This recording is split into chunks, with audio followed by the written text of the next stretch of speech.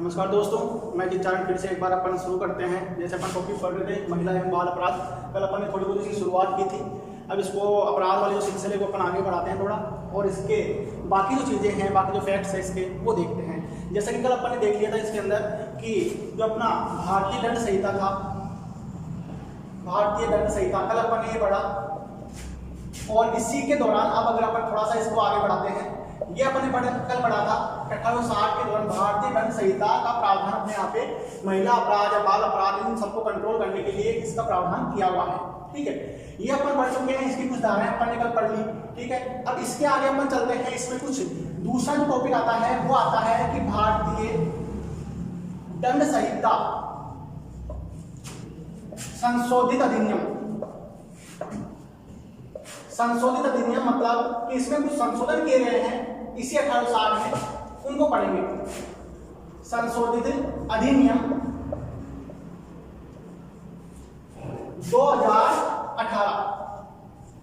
ठीक है दोस्तों, अब आप देखो कि शुरू में अपन ने पढ़ा भारतीय दंड संहिता जो कि 1860 में बना। कल अपन इसका पढ़ लिया था कि 1 जनवरी 1862 के अंदर इसका क्या हुआ, प्रभावी हो गया था। ठीक है, अब अपन पढ़ते हैं इसके अंदर कि भारतीय दंड संहिता संशोधित अधिनियम 2018 की। अब सबसे बात ये आती है कि इसके अंदर संशोधन किया गया है। पहली बात तो क्या किया गया है, क्यों किया गया है। जैसा आप लोगों को सबको पता होगा कि वर्तमान परिप्रेक्ष्य में अगर अपन देखें तो वर्तमान में आए दिन महिलाओं के ऊपर जो अत्याचार है वो बढ़ते ही जा रहे हैं। जैसे आप अपहरण का मान लो, रेप केसेस का मान लो, दिनों दिन जो घटनाएं सामने आती जा रही है। तो सरकार को लगा कि कुछ ना कुछ कानूनों में फेरबदल करने की आवश्यकता है, कुछ नियमों को ज्यादा सख्त करने की आवश्यकता है, या अपन कह सकते हैं कि उन कानूनों को थोड़ा ज्यादा स्ट्रिक्ट किया जाए जिनके अंदर महिलाओं संबंधित संगीन जुर्म होते हैं। ठीक है, संगीन जुर्म से मेरा आज से है बलात्कार से। ठीक है, मतलब बलात्कार एक ऐसा संगीन जुर्म है जो एक बहुत ही संगीन जुर्म है, एक प्रकार से घटिया किस्म का अपराध है। तो इसके लिए जो अलग से इस अधिनियम जो 2018 है, इस 2018 के अंदर बलात्कारी परिभाषा को व्यापक किया गया है, बहुत अच्छे से समझा गया है। तो अपन आज इसकी पूरी अच्छी विस्तार से चर्चा करेंगे कि भारतीय दंड संहिता संशोधित अधिनियम 2018 के अंदर क्या प्रावधान किए गए हैं, किस प्रकार के प्रावधान है और क्या क्या चीजें इसके अंदर नहीं जोड़ी गई है, क्या ऐड की गई है। तो वो आप चीज अब देखिए। अपन शुरू करते हैं इसको कि भारतीय दंड संहिता जो 2018 के अंदर संशोधन होकर आया है उसमें कौन कौन से संशोधन किए गए, कौन कौन से नए नियमों को जोड़ा गया है, एक एक करके अपन नियमों को समझते हैं। ठीक है, तो देखिए जैसा कि अपन करते हैं पहले नियम की बात। अब पहला नियम क्या है, क्या जोड़ा गया है इसके अंदर नया। सबसे पहला अगर बात करें अपन, मैंने जैसे बताया आपको कि बलात्कार की परिभाषा को व्यापक किया गया है। परिभाषा को व्यापक,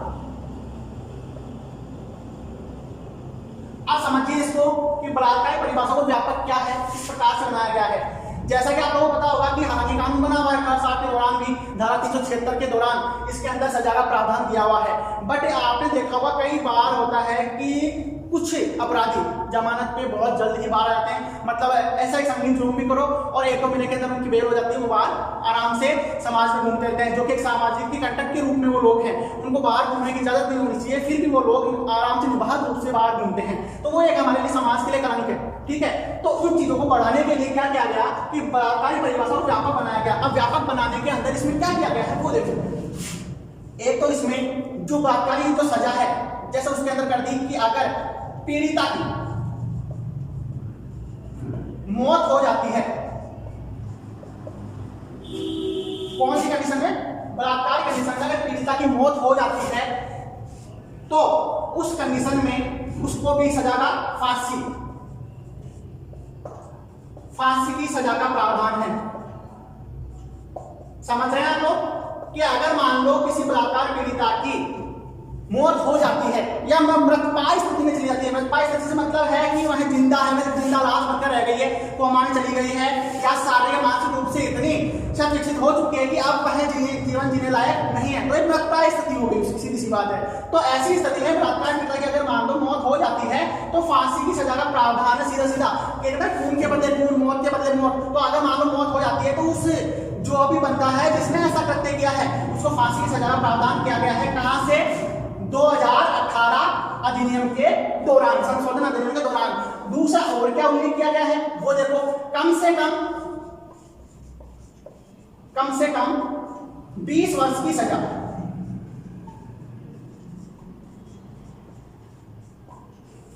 दूसरा अमेंडमेंट इसमें ये किया गया है कि सर एक तो है कि अगर मौत हो जाती है तो फांसी की सजा का प्रावधान तो साथ है, साथ ही साथ क्या है 20 वर्ष की सजा का प्रावधान है कम से कम। अगर कोई ऐसा कृत्य करता है सामूहिक बलात्कार की स्थिति में, अगर मान लो सामूहिक बलात्कार की स्थिति अगर आती है, सामूहिक बलात्कार अगर मान लो करता है तो उस व्यक्ति को 20 वर्ष की सजा का प्रावधान है। कौन सी धारा के अनुसार? धारा भी सुन लीजिए आप यहाँ पे साथ ही 376D,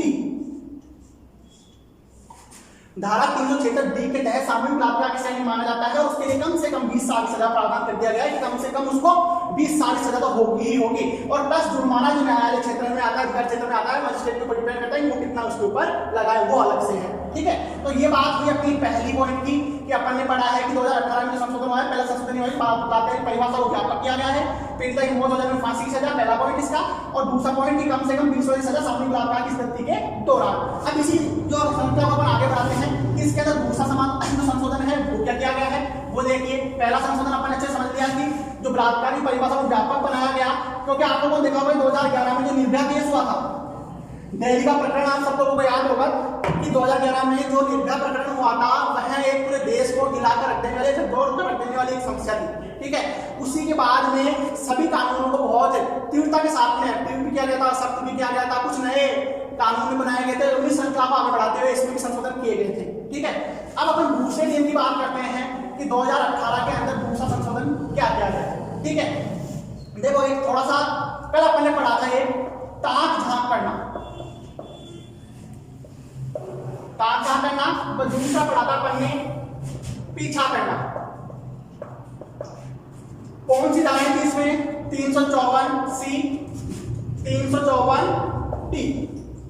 अब समझिए साहब कि ये तो सर आप बोलोगे सर आपने कल ही पढ़ लिया 354D के साथ झांक करना है, पीछा करना 354D में आ रहा है। नहीं, वो सारी बात सही है कि ये कल अपन ने पढ़ चुके हैं इसके अंदर, बट अब इसमें ये तो था 1860 के दौरान।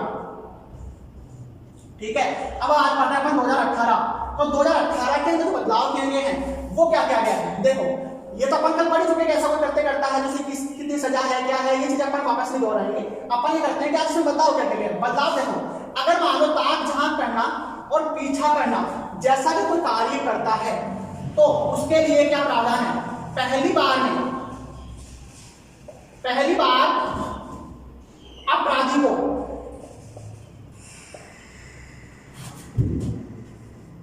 जमानती रखा गया है। जमानती रखा गया है मतलब समझो, इसका जमानती रखने से मतलब है कि साहब अगर आपने ताक झांक की है, पीछा किया है, तो सीधी सी बात है उसमें क्या होगा कि पहली बार अगर ऐसा प्रकरण अगर मानव न्यायालय के सामने आता है तो साथ हो सकता है कि साथ भूलवश हो गया हो, या कह सकते हैं कि उसको कानूनों का अच्छे से पता नहीं होगा, कानूनों की अच्छे से समझ नहीं होगी, कि उसको ये पता नहीं था कि ताक झांक करूंगा, पीछा करूंगा तो भी मेरे ऊपर कोई सजा लागू हो सकती है, तो भूलवश मान लो हो सकता है। तो न्यायालय बोलता है पहली बार इसको क्या रखा गया है? जमानती रखा गया है। जमानती रखना मतलब उसकी जमानत हो जाएगी, वह उसको सजा नहीं मिलेगी, उसकी जमानत हो जाएगी। अब इसमें जब दूसरा क्या रखा गया है कि अगर मान लो दूसरी बार अगर बंदा दूसरी बार पहली बार एक कार्य ऐसा कर चुका है, ठीक है, अब दोबारा वापस फिर आ गया वैसा तो ठीक है कोई बात नहीं, तो छूट गया ना। कई बार होता है मानव प्रकृति ऐसी होती है कि जब तक उसको ठोकर नहीं लगती है वो नहीं समझता है। अब जैसे मान लो एक बार किया कोई ना, मुझे छूट गया ना, मेरे क्या हुआ, ठीक है, तो वो वापस क्या आएगा? दूसरी बार आएगा। ठीक है, तो न्यायालय साफ 2018 के संशोधन में लिखा हुआ है कि दूसरी बार अगर मान लो पीछा करना और आपने ताक झांक करना और करते होता है तो वो क्या है साहब? गैर जमानती है। अगर वह ऐसा कृत्य करता है तो किसी भी कंडीशन में उसकी जमानत नहीं होगी, उसको गैर जमानती के अंतर्गत रखा गया है। आप भूल जाइए कि अगर पहली बार मेरी साहब जमानत हो गई तो सीधी बात है मेरी दूसरी बार जमानत हो जाएगी और मैं बाहर आ जाऊंगा ऐसा कृत्य करने पर। तो देख लीजिए, अपन वापस एक बार रिपीट कर लेते हैं इसको कि दूसरा जो संशोधन किया गया वो क्या गया? ताक झांक करना, पीछा करना, इसको विस्तारित किया गया है, इसके नियम को विस्तार किया गया है। पहली बार अगर ऐसा करते करता है उसको जमानती रखा गया, मतलब उसके बंदे की जमानत हो जाएगी। दूसरी बार अगर बंदा फिर भी अगर वापस ऐसा करते करता है, वापस उसी धरने पे चल रहा है, उसी राह पे चल रहा है, वो ही लड़के को छेड़ना, पीछा करना ऐसा कार्य कर रहा है, तो दूसरी बार उसको गैर जमानती के अंतर्गत शामिल किया गया है, उसमें कोई जमानत नहीं होगी। ठीक है, अब फ्रेंड्स अपन आगे चलते हैं इसके तीसरे संशोधन में। 2013 18 है, इसके अंदर तीसरा संशोधन क्या किया गया है वो देखिए आप। तीसरा देखते हैं अपन तेजाब हमला। आप लोग सब जानते हो कि तेजाब हमला एक लड़की की जिंदगी को किस कदर खत्म कर देता है, या कह सकते हैं जिंदगी को नरक बना देता है। ठीक है, तो तेजाब हमले के लिए इसमें इसको स्टार्ट किया गया है एक तो, ठीक है, और इसे संगीन जुर्म में शामिल किया गया है। एक तो वो आ गया आपका कि संगीन जुर्म में इसको शामिल किया गया। दूसरी अपन इसकी बात करते हैं कि इसमें सजा का प्रावधान क्या किया गया है, तो इसमें आपको मैं बता दूं कम से कम 10 वर्ष की सजा, 10 वर्ष की सजा का प्रावधान क्या किया है कि अगर मान लो किसी ने तेजाब हमला किसी के ऊपर किया है, मान लो किसी महिला या लड़की के ऊपर उसने तेजाब फेंका है और जिससे उसको शारीरिक क्षति पहुंची है, तो उसको 10 वर्ष की सजा का प्रावधान दिया हुआ है। अपराधी को कम से कम 10 वर्ष की सजा भुगतनी होगी ही होगी। ठीक है, तो ये अपना हो गया तीसरा संशोधन। अब बात करते हैं अपन कि इसके अंदर चौथा संशोधन क्या किया गया है वो देखिए। चौथा संशोधन की अपन बात करते हैं, इसमें चौथा संशोधन क्या है वो देखो। अगर मान लो एक तो आपका आता है बलात्कार पीड़िता और तेजाब पीड़िता, दो कंडीशंस हो गई। अगर मान लो कोई बलात्कार पीड़िता है और कोई तेजाब पीड़िता है, जिनके साथ मान लो हाल ही में अगर मान लो कोई घटना हुई है और वो किसी अस्पताल में जाते हैं। अस्पताल शब्द यूज किया है मैंने, सरकारी या गैर सरकारी, प्राइवेट या गवर्नमेंट शब्द यूज नहीं किया है, अच्छे से समझ लिया आप। मैंने सिर्फ और सिर्फ अस्पताल शब्द यूज किया है। वो अस्पताल कौन सा भी हो सकता है, सरकारी भी हो सकता है और प्राइवेट हॉस्पिटल भी, निजी जो निजी अस्पताल है वो भी हो सकता है। अगर वह बलात्कार पीड़िता और तेजाब पीड़िता अगर किसी भी अस्पताल में जाती है अपना इलाज कराने के लिए, जब उनके साथ कोई घटना घटित हुई है और तुरंत वह अस्पताल में पहुंचती है, और अगर मान लो अस्पताल में पहुंचने के बाद, अब देखो स्थिति क्या होती है। कई बार क्या होता है कि ऐसे केसेस को कई जो हॉस्पिटल्स वाले हैं, जैसे गवर्नमेंट वाले तो क्या मना करते ही नहीं है ऐसे केसेस को, क्योंकि उनकी एक जिम्मेदारी बनती है, गवर्नमेंट का प्रेशर उनके ऊपर होता है। बट निजी अस्पताल वाले कई बार क्या करते हैं, ऐसे केसेस को लेने से डरते हैं। कहीं ना कहीं उनका ये होता है कि पुलिस कार्रवाई होगी, क्या होगा, कितने प्रकार के क्वेश्चन किए जाएंगे, पूछताछ की जाएगी, कमेटी बिठाई जाएगी, तो उसके चक्कर में वो साफ साफ क्या कर देते हैं, मना कर देते हैं, साहब हमारे यहाँ पे इनका इलाज नहीं होगा, वहां पे ले जाइए। ठीक है, तो इसके लिए इसके अंदर 2018 में अच्छा खासा बहुत अच्छा प्रावधान किया गया है। वो सुनो क्या है, इसके अंदर बताया गया है कि अगर मान लो जब भी ऐसी घटना आती है तो निःशुल्क सहायता देने का फर्ज कह सकते हो, कर्तव्य कह सकते हो, ये बनता है किसका, हॉस्पिटल वालों का। निःशुल्क सहायता, और वो कौन सी, प्राथमिकी निःशुल्क सहायता। मतलब प्राथमिकी तो क्या, अगर मान लो आपका संसाधन नहीं है, ठीक है, तो आप ये जरूरी नहीं कि आप उसका पूरा इलाज कर दो। कोई आपको ये नहीं कह रहा कि जिसने जितना आप पूरा ट्रीटमेंट कर दो उसको अच्छे से ठीक ही कर दो, नहीं, पर आप कम से कम निःशुल्क प्राथमिकी सहायता तो दे सकते हैं उस इंसान को जिससे ज्यादा हानि होने से बच सके। जैसे कि फॉर एग्जाम्पल अपन उदाहरण लें तेजाब हमले का। तेजाब हमले में अगर मान लो समय पर तुरंत ट्रीटमेंट मिल जाता है तो चेहरा कहीं ना कहीं हद तक झुलसने से या जलने से बच सकता है, या उस स्किन को डेड स्किन होने से बचाया जा सकता है अगर समय पर ट्रीटमेंट मिल जाए तो आप वही होता है प्राथमिक सहायता की। अगर आप समय प्राथमिक सहायता मिल गई उसको तो कोई दिक्कत नहीं है, कम से कम वो जो उसको जख्म में मिला है वो कुछ हद तक तो कम होगा।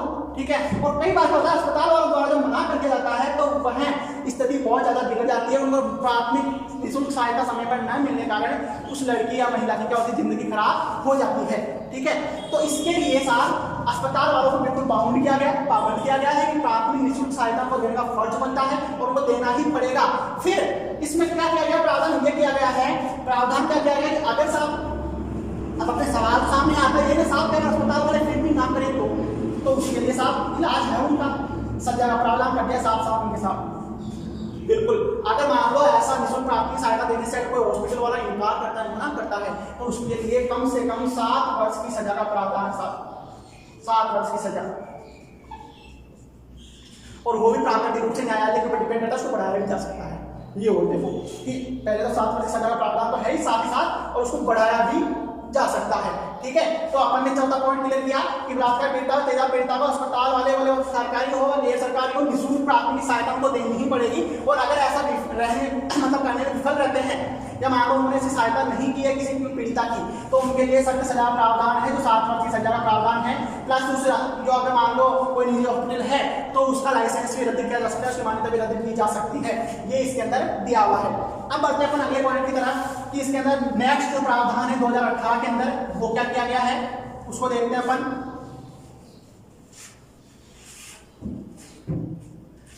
देखिए सबसे 5वां पॉइंट इसके अंदर अपन देखते हैं कि 5वां संशोधन इसके अंदर 2018 के अंदर अपन पढ़ रहे हैं भारतीय दंड संहिता संशोधित अधिनियम 2018। तो 5वां संशोधन क्या किया गया है इसमें देखो आपको ये किया गया है कि सहमति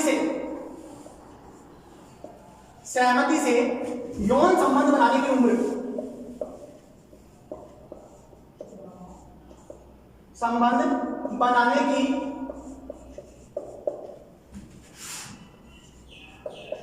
आयु फिक्स कर दी साहब कि सहमति से यौन संबंध बनाने की आयु क्या कर दी फिक्स कर दी, कम से कम 18 वर्ष लड़की की। ऐसा क्यों किया गया अब वो भी सुनिए आप। ऐसा इसलिए किया गया कि कई बार आपने देखा होगा कुछ स्कूल गर्ल्स होती है जो मतलब मैच्योर लेवल का नहीं होता है। आप लोग जानते हो एक स्कूल गर्ल जो होती है वो एक छोटे स्तर पर होती है, उसको दुनियादारी की समझ नहीं होती है। वो एक मेजोरिटी लेवल जो होता है ना वो कहते हैं ना समय के साथ बुद्धि आती है, ठीक है। भले इंसान कितना ही पढ़ लिख जाए पर जो कहते हैं ना बुद्धि आती है वो समय के साथ ही आती है। तो जो स्कूल गर्ल्स होती हैं वो मेच्योरिटी लेवल का नहीं होता है, भले उनमें ज्ञान हो पर मेच्योरिटी लेवल नहीं होता है। उसके चक्कर में क्या होता है कई आपराधिक तत्वों द्वारा उनको बहला फुसलाकर अपने फेवर में डाल दिया जाता है, उनके साथ में सारे संबंध जो है स्थापित करते हैं। तो इसमें फिर कानून ने इसके अंदर फिक्स कर दिया साहब कि सहमति से यौन संबंध बनाने की उम्र जो है वो 18 वर्ष से कर दी गई है। अच्छे सुन लेना आप लोग, 18 वर्ष से कर दी गई है।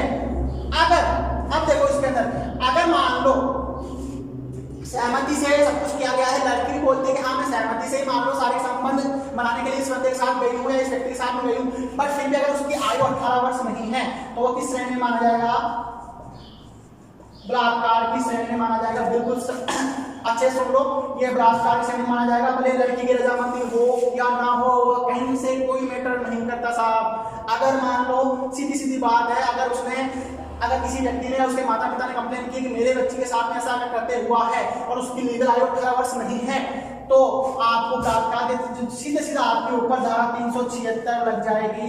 आपसे फिर ये नहीं पूछा जाएगा कि लड़की की सहमति थी या नहीं थी, उससे कोई मैटर नहीं करता, ठीक है। अब चलते हैं अपन नेक्स्ट पॉइंट पे इस पे कि अगला संशोधन क्या है। जो लास्ट संशोधन इसका है इसके अंदर यही 5 संशोधन मुख्य रूप से किए गए हैं, तो उसको भी अपन देख लेते हैं कि ये संशोधन क्या है। 6वां प्रकार का संशोधन देखते हैं अपन। ये संशोधन क्या है वो देखो, भारतीय साक्ष्य अधिनियम 1872, भारतीय साक्ष्य अधिनियम 1872 के तहत यह प्रावधान किया गया है कि अगर मान लो कोई बलात्कार है तेजाब पीड़िता,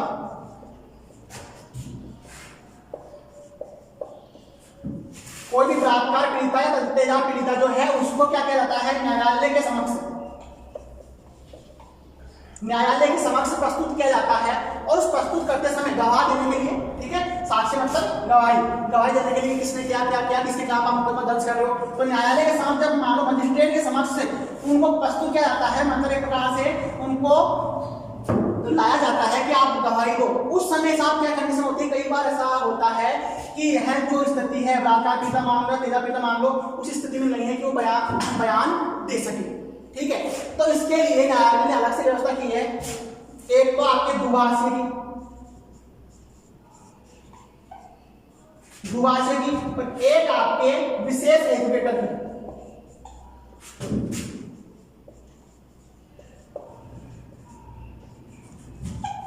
दो प्रावधान है, अच्छे सुन लो क्या है, एक तो दुभाषिया और एक विशेष एजुकेटर। क्या है दोनों सुनो। दुभाषिया उपयोग तब होता है जब मान लो एक बात समझ में आ रही है तो ट्रांसलेट करने वाला कोई दूसरा बंदा है, ठीक है। जैसे मान लो दुभाषिया प्रयोग कब किया जाएगा, जैसे मान लो कोई फॉरेनर है, ठीक है, और मान लो यहाँ पे घूमने आती है, किसी ऐसी लैंग्वेज है जो मान लो न्यायालय के समक्ष या वहाँ पे लोगों के समझ में नहीं आ रही है, तो उस समय उसको दुभाषिए की सहायता दी जाएगी। वह अपनी बात बोलेगी, दुभाषी उसको ट्रांसलेट करके कोर्ट के समक्ष रखेगा। दूसरा विशेष एजुकेटर। विशेष एजुकेटर वो लोग होते हैं संकेतों या मान लो संकेतों के अलावा और भी माध्यमों से वह जो पीड़िता है वो कुछ कहना चाह रही है उसको समझ ले। क्यों आया ऐसा स्थिति में, ऐसी जरूरत क्यों पड़ी, वो सुनो। आपने देखा होगा बलात्कार के समय कई बार ऐसा होता है कि जो जिस भी स्त्री महिला या लड़की के साथ में ऐसा करते किया जाता है, कई बार क्या होता है उसकी जबान काट जाती है, जीभ काट दी जाती है, बहुत गलत है। जैसा आपने देखा होगा कि यह जो करते हैं एक प्रकार से झकझोर कर देना है मन मन में कि ऐसा भी होता है। बिल्कुल हाँ, आपने पढ़ा भी होगा, अखबारों में आए दिन ऐसी घटनाएं होती है। ऐसा होता भी है कि क्या होता है कि जिस पीड़िता की जबान काट दी जाती है जिससे वो बोल ना सके, बता ना सके, तो इसके लिए व्यवस्था की जाती है विशेष एजुकेटर के साथ, है ना, कि वो संकेतों में या और किसी माध्यमों के माध्यम से उसको समझा सके ढंग से, ठीक है। तो वो आपका होता है विशेष एजुकेटर। तो इसकी व्यवस्था की गई है, समझ लो अच्छे से। छठा पॉइंट क्या था, भारतीय साक्ष्य अधिनियम 1872 में कोई भी बलात्कार पीड़िता तेजाब पीड़िता अगर है तो उसको न्यायालय समक्ष प्रस्तुत किया जाएगा, तो उसके दुभाषी की विशेष एजुकेटर की सहायता दी जाएगी, ठीक है। ये अपना हो गया लास्ट पॉइंट इसका। और दूसरी बात, इसमें एक मुख्य बात जो है वो अपने को एक प्रकार से हेडिंग के रूप में इसमें याद रखनी है। वो क्या है वो सुनो, जिसे आप कह सकते हैं कि बहुत ही इंपॉर्टेंट बात है कि ये जो है संशोधन भारतीय दंड संहिता का अभिन्न अंग है।